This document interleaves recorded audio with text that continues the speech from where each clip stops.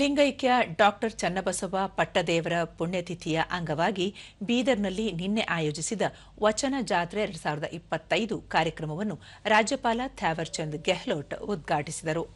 ಬಾಲ್ಕಿಯ ಹಿರೇಮಠ ಸಂಸ್ಥಾನದ ಪೀಠಾಧಿಪತಿ ಡಾಕ್ಟರ್ ಬಸವಲಿಂಗ ಪಟ್ಟದೇವರು ಸಾನ್ನಿಧ್ಯ ವಹಿಸಿದ್ದರು.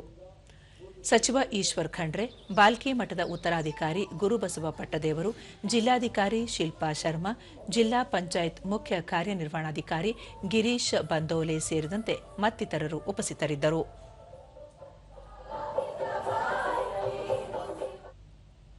ಬಳಿಕ ಥ್ಯಾವರ್ಚಂದ್ ಗೆಹ್ಲೋಟ್ ಮಹಿಳಾ ಶಿಕ್ಷಣ, ವರದಕ್ಷಿಣೆ ಮತ್ತು ಜಾತಿ ಪದ್ಧತಿಯಂತಹ ಅನಿಷ್ಟ ಪದ್ಧತಿಗಳ ವಿರುದ್ಧ ಚನ್ನಬಸವ ಸ್ವಾಮೀಜಿ ಧ್ವನಿ ಎತ್ತಿದ್ದಾರೆ. ಬಸವೇಶ್ವರರ ಸಿದ್ಧಾಂತಗಳ ದೃಢ ಅನುಯಾಯಿ ಆಗಿದ್ದರು. ಕಾಯಕವೇ ಕೈಲಾಸ ತತ್ವವನ್ನು ಮೈಗೂಡಿಸಿಕೊಂಡಿದ್ದರು ಎಂದು ಹೇಳಿದರು. शिक्षा मनुष्य का जीवन सफल करने का एक उपाय है, कुंजी है. शिक्षा प्राप्त करना हर एक का अपना अधिकार और कर्तव्य है. मैं आपसे अनुरोध करना चाहूँगा कि इस प्रकार से शिक्षा को बढ़ावा देने के लिए आप प्रयास करें. ಡಾಕ್ಟರ್ ಬಸವಲಿಂಗ ಪಟ್ಟದೇವರು, ಲಿಂಗೈಕ್ಯ ಡಾಕ್ಟರ್ ಚನ್ನಬಸವ ಪಟ್ಟದೇವರು ಅವರು ಬಸವಣ್ಣನವರ ಹಾದಿಯಲ್ಲೇ ಅವರ ತತ್ವಾದರ್ಶಗಳನ್ನು ಪಾಲನೆ ಮಾಡಿಕೊಂಡು ಬಂದವರು.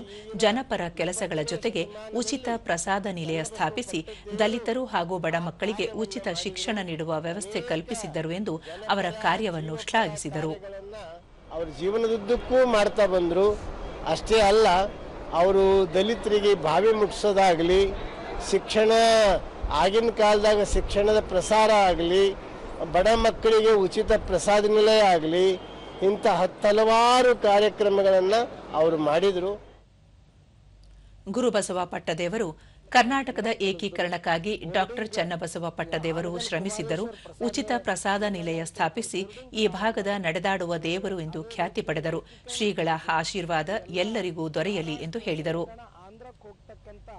ಈ ಒಂದು ಬೀದರ್ ಜಿಲ್ಲೆಯಲ್ಲಿ ಇವತ್ತೆಲ್ಲ ಕರ್ನಾಟಕದಾಗ ಇವು ತಾಲೂಕುಗಳು ಜಿಲ್ಲೆಗಳು ಉಳಿದವಂದ್ರ ಈ ಕಲ್ಯಾಣ ಕರ್ನಾಟಕದ ಬೆಳಕೆ ಚನ್ನಬಸವ ಪಟ್ಟದೇವರು. ಅಂಥವ್ರು ಒಂದು ವಚನ ಜಾತ್ರೆ, ಸಮೂಹೋತ್ಸವ, ಅವರ ಆಶೀರ್ವಾದ ಸದಾ ನಮ್ಮ ಮಕ್ಕಳ ಮೇಲೆ, ನಮ್ಮ ಭಾಗದ ಜನರ ಮೇಲೆ ಸದಾ ಇದ್ದು ಒಳ್ಳೊಳ್ಳೆ ಕಾರ್ಯದ ಕಡೆ ಹೆಜ್ಜೆ ಇಡಂಗ ಆಶೀರ್ವದಿಸಲಿ ಅಂತ